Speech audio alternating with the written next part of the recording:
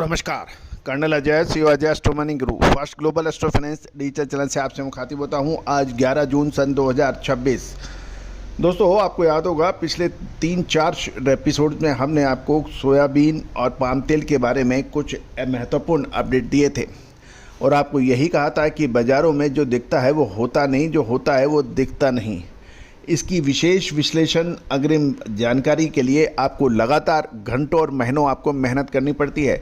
दोस्तों हमारी research team जो कि financial astrology, technical analysis, fundamental analysis, SEBI registered research analysis mister Tushar Jain के नेतृत्व में ये लगातार शोध करती है। आप भी इस शोध का हिस्सा बन सकते हैं। आज ही संपर्क करें। जानिए मलेशिया से क्रूड पाम ऑयल के ऊपर एक महत्वपूर्ण अपडेट आ रहा है इस एपिसोड के जरिए। साथ साथ हमारा 14 जून सन 2026 रविवार यानी आगामी रविवार को एक ऑनलाइन सेमिनार या वेबिनार का आयोजन हो रहा है। इसमें 300 साल पुराना सीक्रेट फार्मूला शेयर होगा जो बाज़ारों के उच्चतम और न्यूनतम स्तर को सटीकता से विश्लेषण करता है। साथ साथ शेयर बाजार और विश्व अर्थव्यवस्था की धुरी, कच्चा तेल और सोने के ऊपर भी, गोल्ड के ऊपर भी आगामी 3 से 4 महीने क्या अपडेट हो सकता है उसके बारे में जानकारी होगी। कौन सा सेक्टर आपके लिए प्रॉफिटेबल है उस पर चर्चा होगी। लकी नंबर होगा और शॉर्ट टर्म, मिड टर्म और लॉन्ग टर्म के लिए कौन से ग्रह जिम्मेदार हैं उनके ऊपर चर्चा होगी। साथ साथ प्याज और लहसुन के आगामी 2 से 3 महीने की अपडेट आपको मिलेगी। आज ही संपर्क करें, नंबर स्क्रीन पर दिए गए हैं। आप व्हाट्सएप पर वेबिनार लिखकर आप हमसे संपर्क कर सकते हैं। All the best, very best. जानिए क्रूड पाम ऑयल के ऊपर विशेष अपडेट। नमस्कार, आप देख रहे हैं अजय एस्ट्रो मनी गुरु। कमोडिटी मार्केट की बड़ी हलचल। आज क्रूड पाम ऑयल यानी सीपीओ में बाजार में मजबूती देखने को मिली है।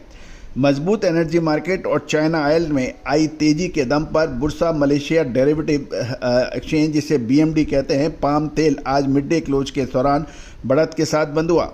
हालांकि ऊपरी स्तरों पर रेजिस्टेंस की वजह से इस तेजी पर थोड़ा ब्रेक भी लगा। आइए जानते हैं क्या रहे बाजार के एक मुख्य आंकड़े और तेजी की क्या रही वजह। बीएमडी सीपीओ यानी अगस्त कॉन्ट्रैक्ट में शानदार उछाल देखा गया और ये आज मिड डे क्लोज 4,568 रिंगिट प्रति टन पे रहा। ये पिछला सेटलमेंट 3,538 रिंगिट के मुकाबले 30 रिंगिट यानी 0.66% बढ़त के साथ बंद हुआ।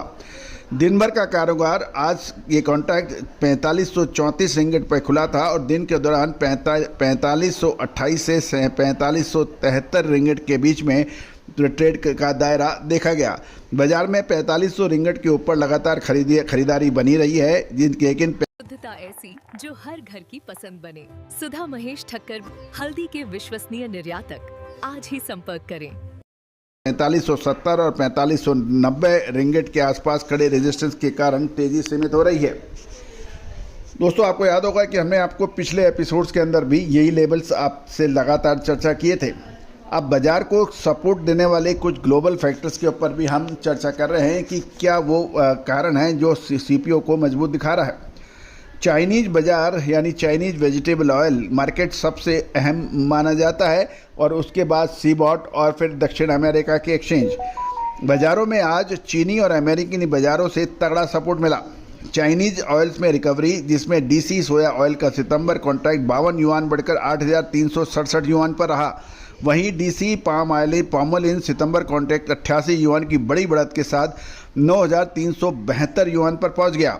इसके अलावा जेडसीई रैपसीड ऑयल भी 50 युआन की तेजी के साथ 9,952 युआन पर बंद हुआ। अब अमेरिकन बाज़ारों की बात करें तो सीबॉट यानी शिकागो बोर्ड ऑफ ट्रेड के अंदर सोया ऑयल को जुलाई कॉन्ट्रैक्ट 0.32 सेंट की बढ़त के साथ 75.65 सेंट प्रति पाउंड पर कोट हुआ है। अब कच्चे तेल के ऊपर आपसे चर्चा करेंगे। कच्चा तेल लगातार अपना उतार चढ़ाव देखने को मिला है। कच्चे तेल में आई तेजी ने खाद्य तेलों के बाज़ारों को सहारा दिया यानी सपोर्ट मिला। WTI क्रूड ऑयल जुलाई कॉन्ट्रैक्ट $1.71 की शानदार उछाल के साथ $91.74 प्रति बैरल पर कारोबार कर रहा है। ब्रेंट क्रूड ऑयल अगस्त कॉन्ट्रैक्ट $1.41 की तेजी के साथ $94.51 प्रति बैरल पे पहुंच गया। मसाले, खुशबू और प्योर झांझ, टेस्ट से भर दे हर जुबान पे स्वाद। एवरीडे मसाले, देश का स्वाद। every day, every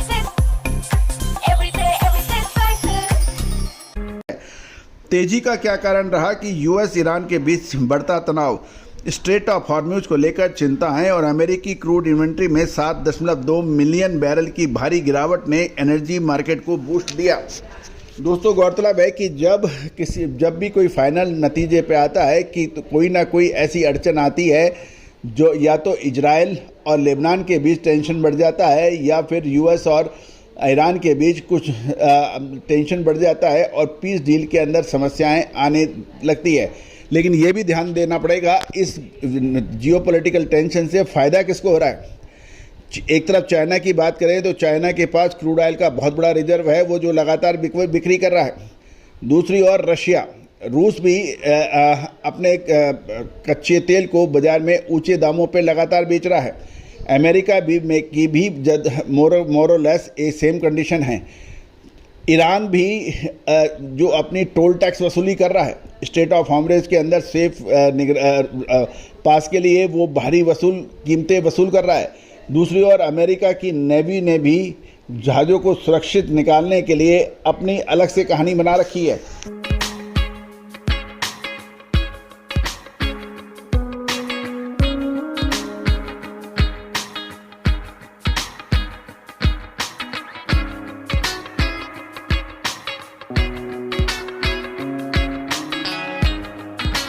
यानी अब मेन कहानी ये बन रही है कि टेंशन अब जियोपॉलिटिकल नहीं हो गया, जियो इकोनॉमिकल हो गया है। कोई देश इसमें समाधान चाहता नहीं है कि ताकि सबको फ़ायदा लगातार मिलता रहे। दूसरी ओर खबरें ये भी निकल के आई है कि व्हाइट हाउस यानी अमेरिकन राष्ट्रपति और उसके कुछ रिलेटिव्स और कुछ फ्रेंड्स, वो भी इस बाज़ार से पैसा की बात की जा रही है। तो दोस्तों, कुल मिलाकर मकसद ये है कि अब शांति चाहता कौन है और शांति चाहता कौन वो लोग हैं जो शांति नहीं चाहते हैं, ये निर्णय आपको करना है। दोस्तों, लड़ाई की वजह यदि साफ हो जाए तो समाधान आसानी से निकलता है। लड़ाई की वजह जो ईरान के शीर्ष पॉलिटिकल, रिलीजियस और मिलिट्री लीडर्स हैं, वे ऑलरेडी मारे जा चुके हैं। अमेरिका का गोल पूरा हो चुका है। अमेरिकन गोल जो 28 फरवरी को पहले दिन ही पूरा हो चुका था, लेकिन उसके बाद भी लड़ाई क्यों जारी है। इजराइल क्या इतना कमज़ोर है कि उसको बगैर अमेरिका के साथ वो अपना प्रभुत्व नहीं जमा सकता है। क्या लेबनान, हिजबुल्लाह और इजराइल के बीच की टेंशन ईरान झेल रहा है। तो दोस्तों, ये बहुत से ऐसे प्रश्न हैं जिसका जवाब आपको मालूम है, लेकिन उसके ऊपर मनन करने की आवश्यकता है। आज स्थिति ये हो गई है कि इजराइल बगैर अमेरिकन सपोर्ट के बिल्कुल असहाय नज़र आता है, जो कि उसकी 35 सालों की गुडविल वो ख़त्म होती जा रही है। दूसरी ओर ईरान ने अपनी रणनीति से अमेरिकन प्रभुसत्ता को ज़बरदस्त चुनौती दी है। मिडिल ईस्ट के अंदर अमेरिकन सामरिक अड्डे, वहाँ पर जब भी कोई समस्या होती है तो ईरान वहाँ पर हमले करता है और वहाँ पर नुकसान पहुँचाता है। दोस्तों, ये सीधा अमेरिकन प्रभुसत्ता को ज़बरदस्त चुनौती है। मिडिल ईस्ट आगे आने वाले समय के अंदर इसका भीषण प्रभाव नेगेटिव रूप पे डॉलर पे पड़ सकता है। अमेरिकी डॉलर की जो ताकत है वो धीरे धीरे कमज़ोर होती जा रही है। चाइना को बीच के अंदर काफ़ी अपना रोल दिखा रहा है। बीच में अपने जहाज़ों को गुजार देना, ये अमेरिकन प्रभुसत्ता को चुनौती देने वाली बात नज़र आ रही है। दोस्तों, ये अभी मामूली आपको नज़र आ रहा है, लेकिन असली खेल अक्टूबर-नवंबर के आसपास होगा, जब अमेरिकन डॉलर के ऊपर एक बड़ा खतरा मंडराएगा। ये एक शुरुआत है।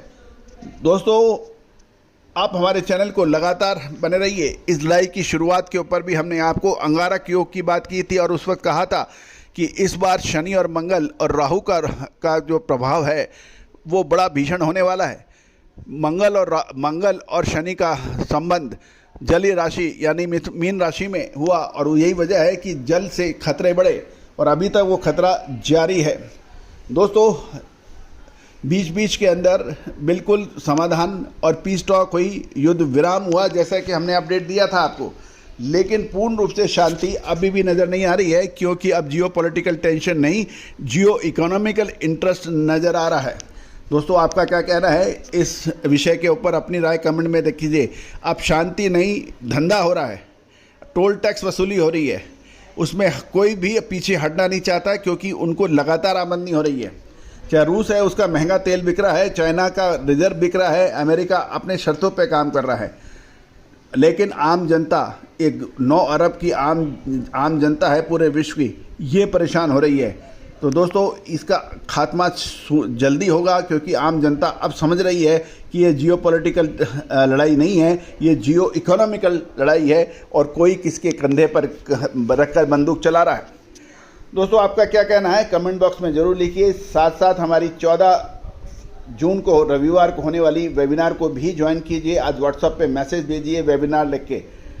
साथ साथ कोई भी विशेष अग्रिम रिसर्च रिपोर्ट खाद्य तेलों से संबंधित के लिए आप संपर्क कर सकते हैं। All the very best, good luck, happy trading.